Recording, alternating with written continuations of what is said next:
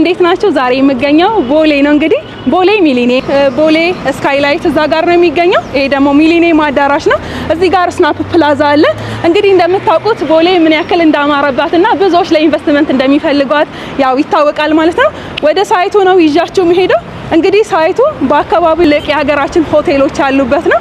እንግዲህ እዚህ ቦታ ላይ ብዙ ሰዎች ኢንቨስት ማድረግ ይፈልጋሉ። ለምን ካላችሁ ብዙዎች እንግዲህ በብር ገዝተው በዶላር ማከራየት ይፈልጋሉ ማለት ነው። ሶ እዚህ ቦታ ላይ ብዙዎች ኢንቨስት ያደረጉበት ነው። እንግዲህ ሳይት ሲገኝ ፈጥነን ነው የምናወጣላችሁ።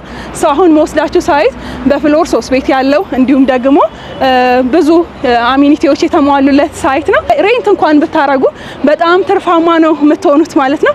ስለዚህ ወደ ሳይቱ ይዣችሁ ሲሄድ ምን ያክል ትርፋማ እንደሆነ ማየት ትችላላችሁ ማለት ነው። ሜን ሮዱ ነው እንግዲህ እንደምታዩት ሜን ሮዱ ነው። ሳይታችን ያለው በዚህኛው ሳይድ ነው ማለት ነው። እንግዲህ ሳይቱ ጋር ደርሻለሁ። እንዳያችሁት እዛ ጋር የነበርኩበት ቦታ ነው። ይሄ ሚሊኒየም አዳራሽ ነው። ሌላኛው በሩ እዚህ ጋር ደግሞ ያለው ሳይቱ ነው። እንግዲህ G+12 ነው ህንጻው። ስለዚህ እዚህ ቦታ ላይ ደግሞ በፍሎር 3 ቤት ነው። እንደምትመለከቱት ይሄ ሜን ሮድ ነው ወደ አምባሳደር ሆቴል የሚያወጣ። ስለዚህ አምባሳደር ሆቴል እንኳን ሳትደርሱ ነው እዚህ ጋር ሳይቱ ከዚህ ሆናችሁ ቤታችሁን ማየት ትችላላችሁ ማለት ነው። እዚህ ቦታ ላይ እንግዲህ በካሬ 138,000 ብር ለ6 ቤቶች ብቻ ነው። ደግሞ አለ 138,000 ብር ለ6 ቤቶች ብቻ ነው የምንሸጠው። ያ ማለትም ደግሞ ቦሌ ላይ ስንት እየተሸጠ ነው የሚለውን እናንተ ደንበኞች ቼክ ማድረግ ትችላላችሁ። በዚህ ድል የሚመጣ ሰው የእውነት ነው የምላችሁ ተጠቃሚ ነው የሚሆነው። እዚህ ጋር ያለ ሳይት በፍሎር 3 ቤት የሆነ ባለ 2 መኝታ ነው። ፎር ኢንቨስትመንት ማድረግ ይችላል። እንዲሁም ደግሞ ለመኖር ለማረፍም ከሆነ በጣም ተመራጭ ቦታ ነው። ስለዚህ ይሄ ድል እንዳያመልጣችሁ። እንግዲህ ሳይቱን እንዳያችሁት ነው። ውስጥ ደግሞ ገብቼ በደንብ አንዱን ቤት አሳያችኋለሁ ማለት ነው።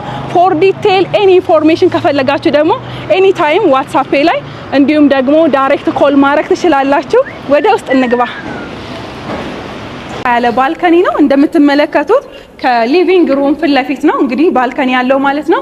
በዚህ በባልከኒ በኩል ምናልባት ከፍ ብላችሁ መስገዙ ከሆነ በደንብ ቪው አክሰስ ማድረግ ይቻላል። ሚሊኒየም አዳራሽ እዚህ ፍሮንት ላይ ነው፣ ሜን ሮድ ላይም ስለሆነ ማለት ነው።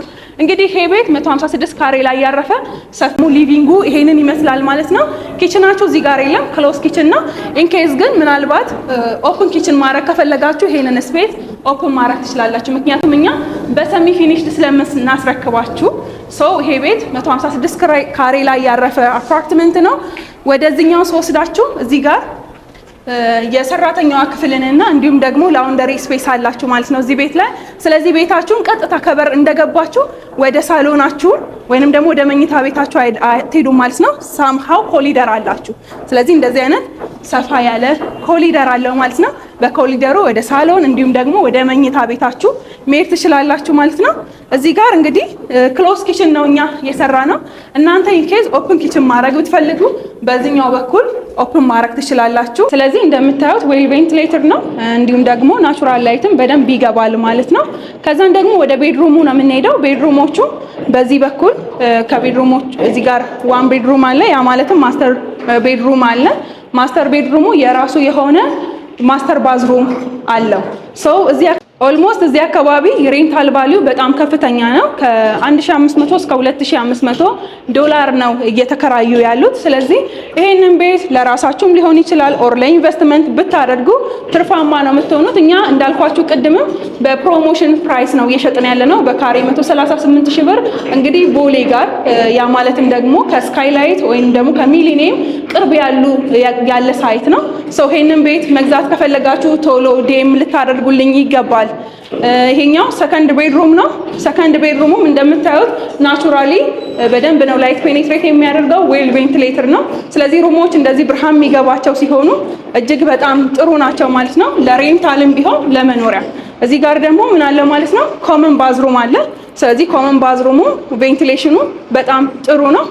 ይሄንን ይመስላል እንግዲህ እንዳያችሁት በጣም ጥሩ ቦታ የተገነባ ጥሩ ፕራይስ ያለው አፓርትመንት ነው።